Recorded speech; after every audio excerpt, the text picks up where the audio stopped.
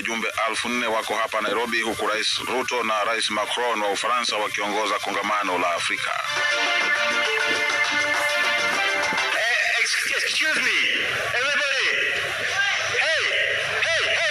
Ukali wa Rais Macron wa Ufaransa kuzuia kelele wakati wa kikao katika chuo kikuu cha Nairobi.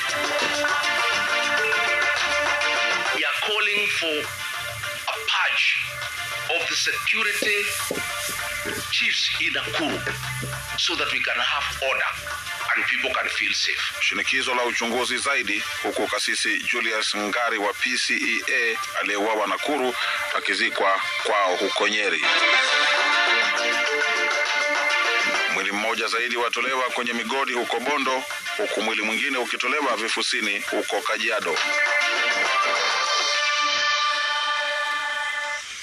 Karibu mtazamaji popote pale kwenye taarifa zetu.